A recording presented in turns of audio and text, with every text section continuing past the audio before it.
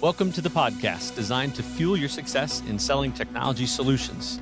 I'm your host, Josh Lepresto, SVP of Sales Engineering at Teleris, and this is Next Level Biz Tech. Everybody, welcome back. We got an awesome business blueprints, bringing that session back. Today on with us here, we're talking Hugo Almeida of Abitronics. Hugo, welcome on, my man. Josh, thank you so much for the invite. I love this. Love to talk to you about our topic today. Very close and passionate to me. So, Hugo, we're going to have to plug the channel here in a minute because I think you hold a record here that you don't even know that you hold on the podcast, which is one, you're another podcaster. So we gotta plug the show here in a second. But two, you are the only person I know that has a 16-year-old content on YouTube. You have, Yeah, I do. content. You know how to do this. Yeah. There's What a are the young kid. shows? There's a young kid on those videos on YouTube, and people are still complaining that I'm using. There's better cameras out there. I'm like, dude, this was uploaded like 17, 18 years ago. That's I was like, oh man, this guy knows his stuff. Legit. So, walk us through.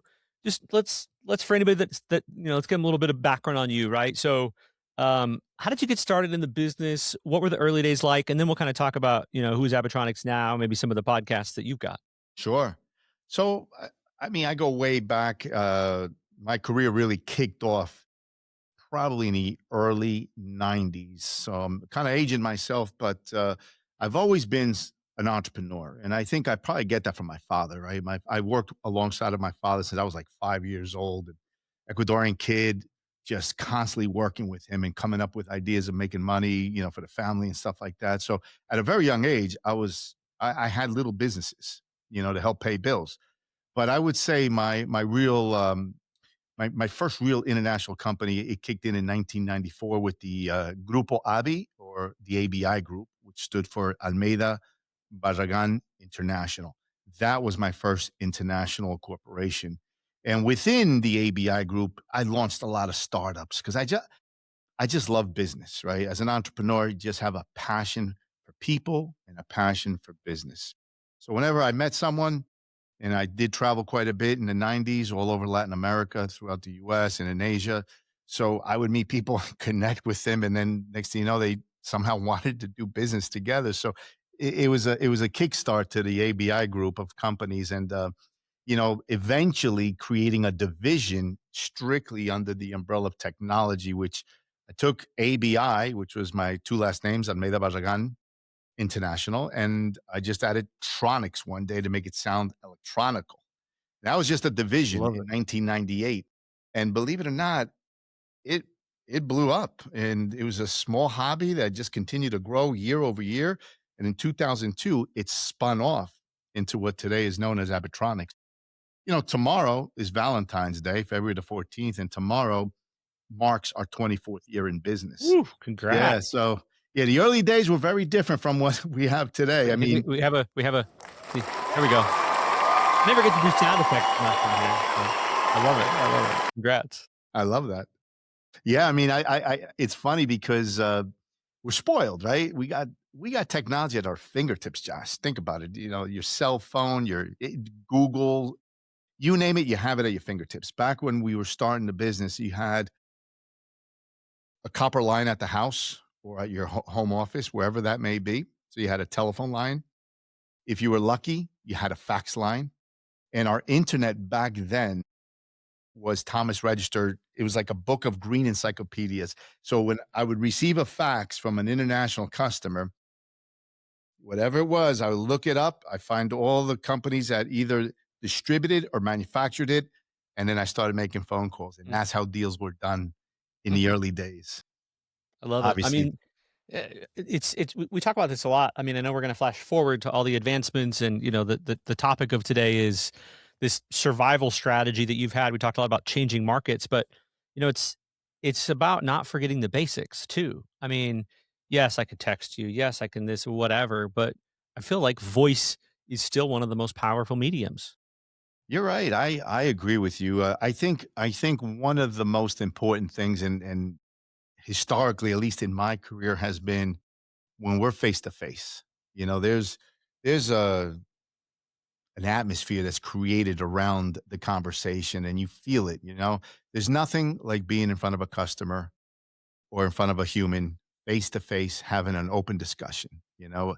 I get it. Technology is really cool. It saves a lot of airfare miles and, you know, a lot of money because video conferencing makes it so easy or using your phone or whether it's a WhatsApp or whatever app you have on your phone, it makes it so easy. But there is nothing like being in front of a face-to-face conversation with your. So, all right. So Abitronics took off. Walk us through now.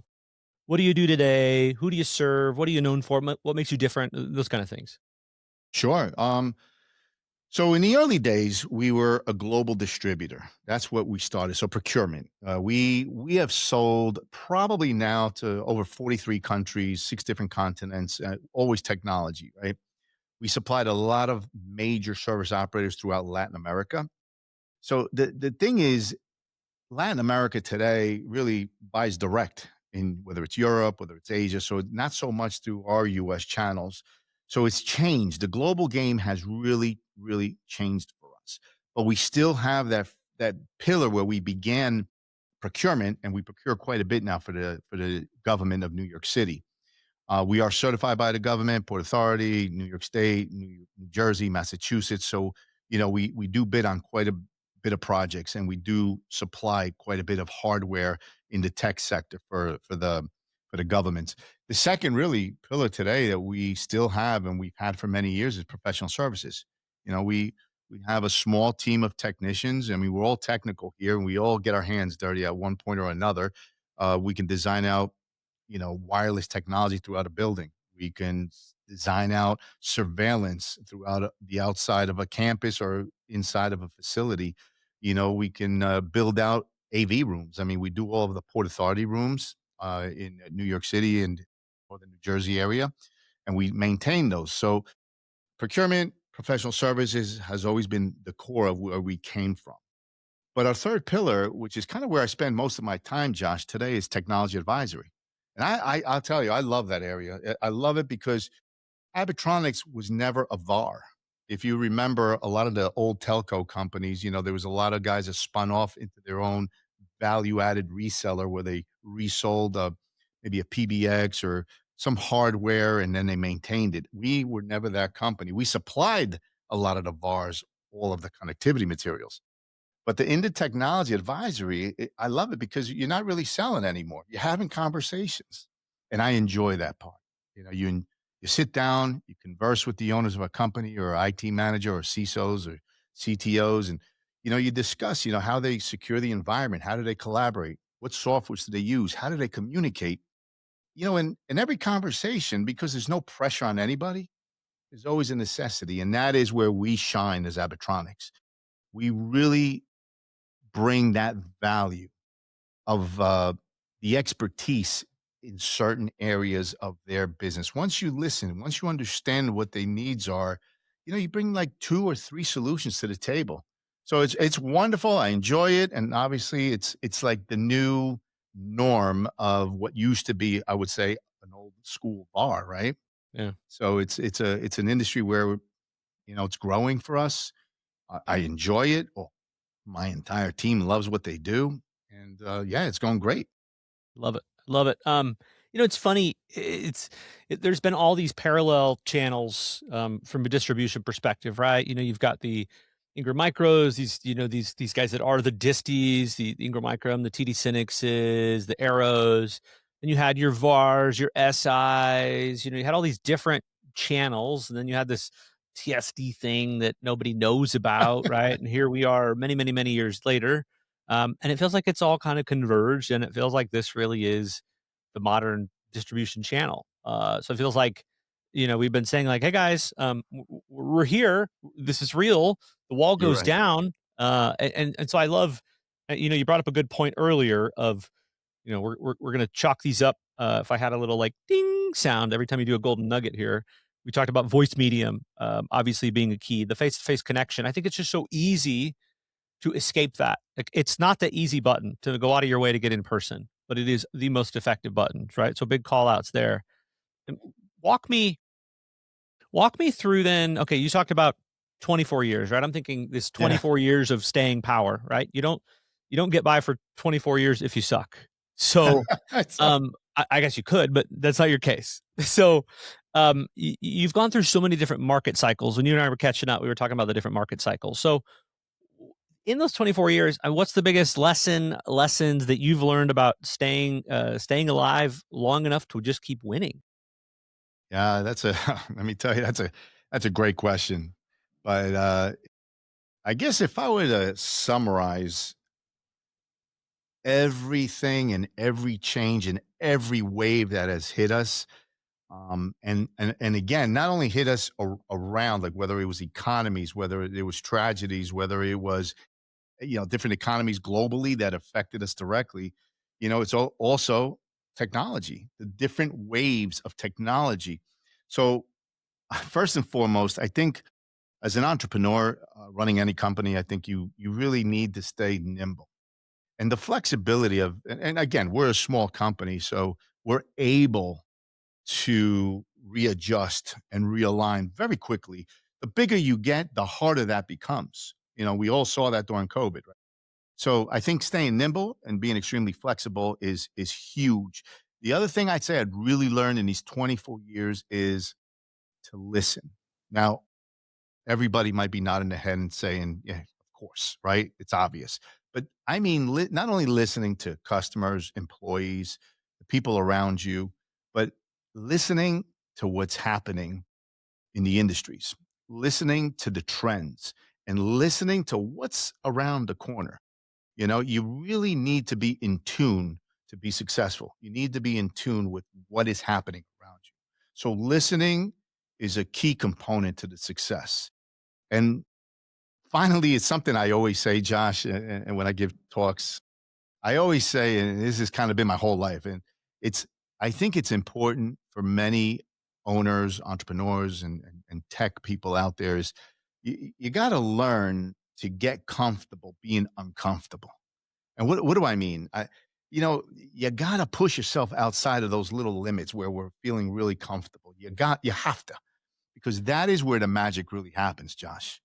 It's when you're out there going in an area and in a space that you're still a little uncertain about. Eventually that becomes comfortable, right? So you keep pushing yourself to the next level of uncomfortness. But that truly is the magical space. And when you can accept and become comfortable being uncomfortable, it's a win-win-win.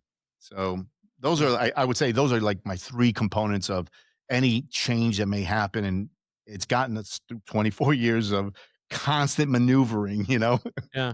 You know, kinda when I was growing up and you'd watch these infomercials of, "Buy my kit, listen to this thing," and I just felt like some of these pieces of advice were just it felt so surface level. I'm like, "There's gotta be a secret. There's gotta be more to it than that. It can't be it." But, after being in this, going in, for me, this is year 13, it's the consistency, it's play the long game, the Definitely. being comfortable, being uncomfortable. I love that because if you're not you kinda put 2 good points together. If you're not flexible and nimble, then you're never gonna move into this zone of uncomfort and you're just gonna Absolutely. get lapped, and somebody's gonna And, come in and steal your customer because you weren't thinking and outside the box. I should throw another word in there, and it's patience. If you have a great game plan that you truly believe in, and you're analyzing everything out there in the market, and you really feel like you have that solid game plan, it'll happen. But patience is a key component as well, because sometimes things don't happen, especially in this industry. They don't happen overnight. Yeah. Yeah. Whether it's a sale process or a recovery process, it doesn't happen overnight. So get used to Well, that part of it. Yeah. you bring up another good point that maybe I wanna pull a thread on a little bit. Wise man taught me, growing up in this space of sometimes you're gonna wanna react really abruptly, and some customers or some people are gonna do some things that are gonna make you really mad, and you gotta remember that you can't unsay things. I mean, it's a great life lesson, let alone a business lesson, but I True mean, to if that. you play that long game on the business side, how many times have we maybe wanted to react to a customer and be like, "What do you mean you're not gonna buy? This is so clear cut, like, you're a moron for not doing this." But those are the words that you keep Yeah. inside and don't say. Oh man, that is so true. That is such a true statement, and I have been there a bazillion times. As a young sales guy, I had to travel. I was pretty much out of the country 2 weeks out of every month, right, and all over Latin America. And there's one thing that you're faced with when you travel and you try to sell to engineers, and it's probably globally, and it's not just Latin America. It's probably globally, right? Engineers know everything. You could come in and tell them, that this is not gonna work in that environment, and they will contradict you because it's not what they learned in the books. And so I always say there's the theory and there's reality, right? It's difficult because it's sometimes you just gotta bite your tongue and you're like, "Okay, I get it, I respect your decision and fine if that's what you believe." I just agree with them. I Play the state my long I make Yeah, my point, but, you you know, I you you play the long game, and you that will do. come back. That It that guy or does. gal will not Yeah. be there. You are multi-pronged in that account. You come back and they will need your help. But if you burn that bridge and, Yeah, you diss don't this wanna guy in burn the meeting, bridges. that doesn't Yeah. look good. Yeah. You're right Yeah. about that. A mentor of mine many years ago said, "Hugo, you wanna make them your hero. You wanna make them the hero." And I Oh, didn't love it. quite get that because I was young. I was a kinda like a shark out there as a sales guy, just wanna close every deal. But as time went on, I understood exactly what he meant by that. Sometimes when there's friction out there or you have someone that is contradicting you, you know what? Make them the hero. Make them the hero. They'll soon flip quickly, and next thing you know, they're your ally. So it was a great strategic lesson I learned. Great, great little word of advice that he gave me many years, and I still to this day use that. I love it. You and I were talking a little bit about, the business changed dramatically for you, obviously for a lot during COVID. Walk me through maybe, we talked about this kind of builds a little bit on, we talked about adapting and just being ready for whatever. What did you do early during COVID that helped you survive and just come out even stronger? Yeah. So I go back to what I said earlier about being nimble and flexible. Um, you learn this over so many changes that have happened over the last, I don't know, 20, 30 years, right? I lived through the dot-com era. We survived through the 9/11 days, the Mexican crisis, because we had a big market. Mexico and Brazil were two huge markets for the United States. And, each one of them had their economy, hurt. And it was hurting for a time there and it hurt us. Ecuadorian, same thing. All the bank crisis that we went through, and I had a lot of money and a lot of customers that were very large, just freeze everything. Can you imagine that? There's no more revenue coming in because everything's frozen in the country you're doing business in, and you still got to pay your vendors within the US. So, things like that, the US recession, the home lending crisis, and the mothership of all, COVID. That was a real devastating blow to, everybody, right? Globally. But again, I go back to the word listen because I had my eye zoned in on what was happening, and I was in Ecuador. I was in South America. I just had got back right into the country as they closed the borders. But I was following the trend of Asia, and it was going right through Europe.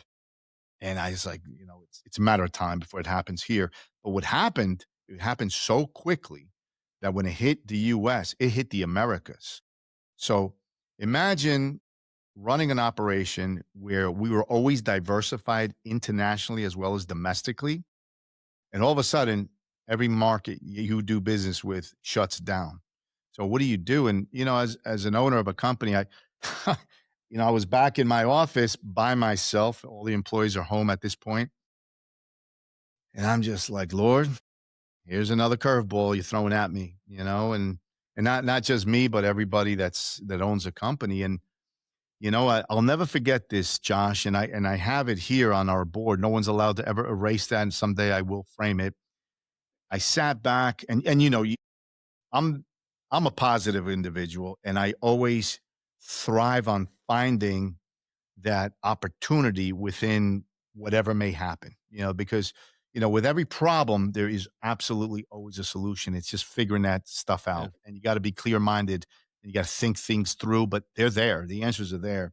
So I'll never forget. I sat back on my on my chair and I'm telling you, I was like, oh my God, hundreds of thousands of dollars are owed. And I mean, what happens, right? So I got up off my chair and three things hit me. I said, the way you view things, the way you think things, and the way you actually always create things or invent them, I said, it's a time where you need to, review. And I mean, review your personal and all your corporate stuff, rethink everything. You had to look at everything differently and say, well, how could we dive down into this layer, and kind of rethink how we pay some vendors or even get paid. Start talking to them now. And then reality was you got to reinvent yourself. And if you could not reinvent yourself and I go back to being nimble and flexible, if you could not reinvent your business or think outside of that box, you were not going to survive business. I don't care what industry you were in, you were not going to survive. What we did, Josh, is as a matter of fact, look, I'll share this with you. Here's one of our brands that came out of that: review, rethink, and reinvent. You know, There you go. but it's interesting. What we did is there was such a need. And it was a scary time because none of us had a crystal ball. We can't see what's about to happen, but it was real scary to see what was happening in just the New York City area. Right, it was happening Yeah. all over the world, but we were here connected to the New York City, northern New Jersey area. So I started picking up the phone, and obviously we have a lot of contacts in Asia. And there was everyone in Asia pivoted. If they were manufacturing some piece of hardware and tech, they were all of a sudden manufacturing masks. They were producing digital thermometers. Believe me, they pivoted. So what we did is I started reaching out to New York City government. And it wasn't about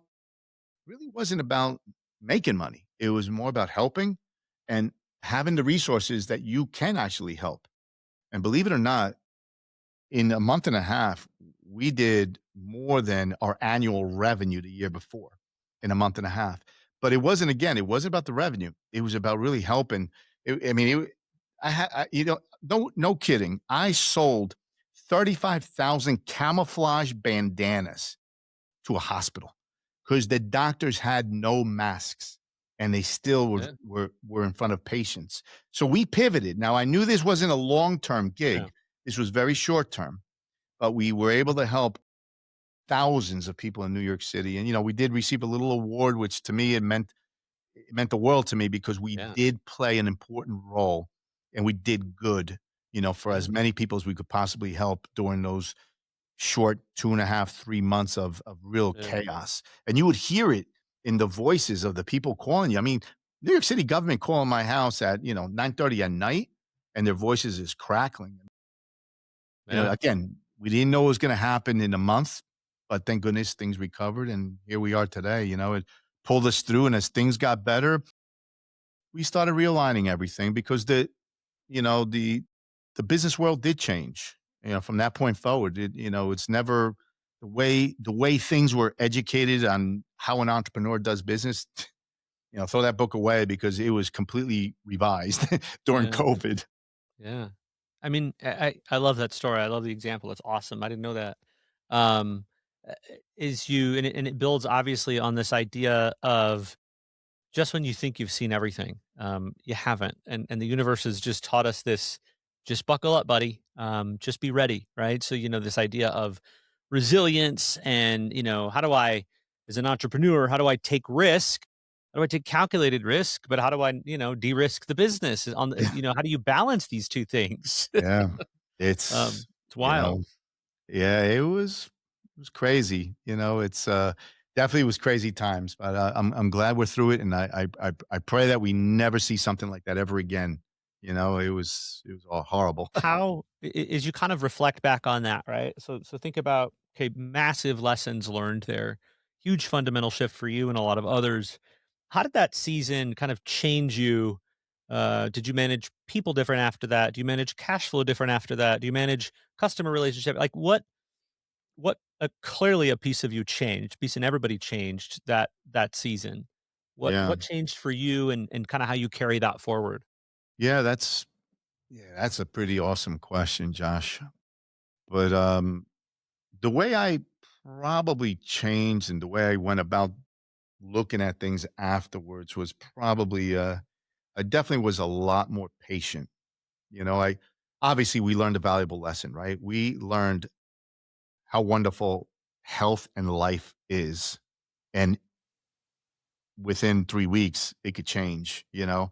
So so the way I looked at everything moving forward, once we knew we survived the business side of the company and the employees were back, and the way I looked at everything was a little bit more, listen, there's a lot of other important factors in life than just work, and I've always had a really good balance of life between business and personal, but it made me really appreciate a lot more, our health and stuff like that. And so I was patient. I was a lot more patient.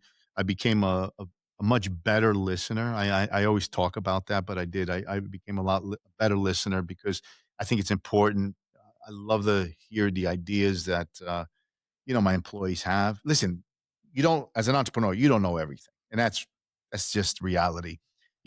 Early on, you might think you know everything, but as you get older, you realize there's a lot to be learned, and I like to listen.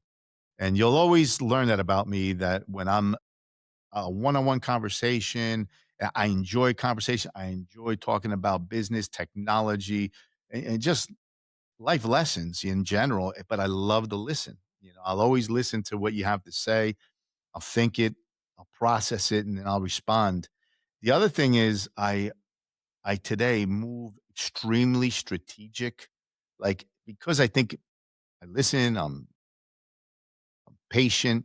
So every move that we make today is a really well thought out strategic move, whether it's in the industry, whether it's a new marketing campaign, or whatever it may be, even if it's a new business venture. I look at it so that if I do move forward with it, it was well thought out and 90% it will work.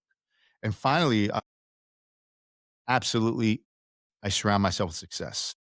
I think that's so important because when you're at this level, you've been through many years of fluctuations in economies, changes in the industries, people around you.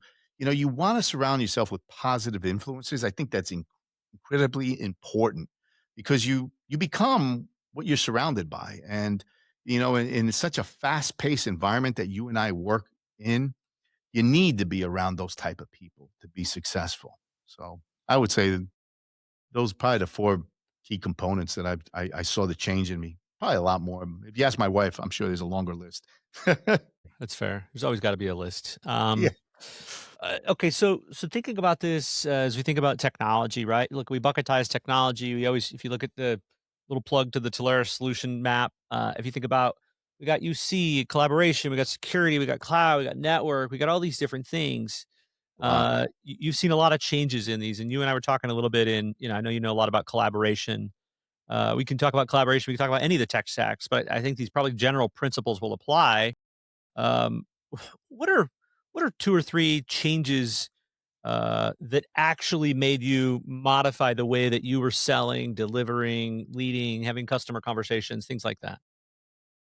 Yeah, I think I guess for most of the tech advisors, and I don't know, this is a personal thought of mine, is we all saw what COVID did to prior to 2020, March of 2020, there was a lot of meetings, a lot of discussion of what cloud communication kind of looked like, what the collaboration piece of it was like with video conferencing, how it could benefit an organization, and it was so difficult to convince people.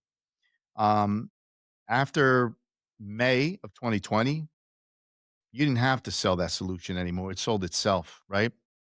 But I think today, and that's specifically speaking about the unified communication space, some of the contact center space as well. But today, I think the most important thing is understanding the differentiators. Here at Abitronics, all of our employees were fortunate enough that everybody's pretty techie. Everybody loves technology, whether it's the AI, the security side of the house, the collaboration piece of it, contact center side.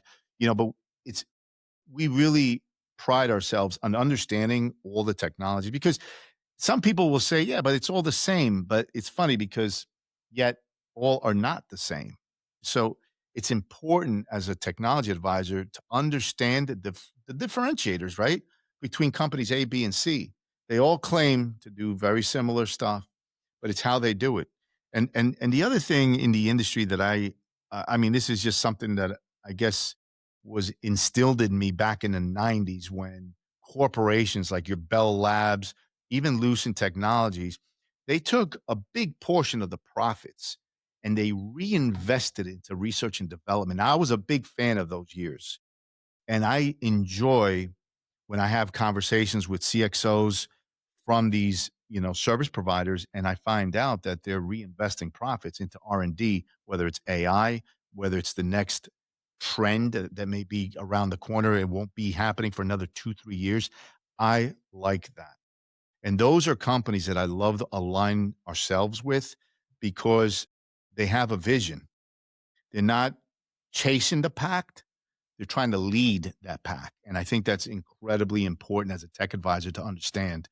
So, yeah, we could talk about security, AI, contact center space, or the customer experience, whatever it may be. Um, but the truth of the matter is that no matter what any of those subjects that we choose, we got to really understand who's the players, what are the differentiators, how do they service your end customer. Love it. Love it.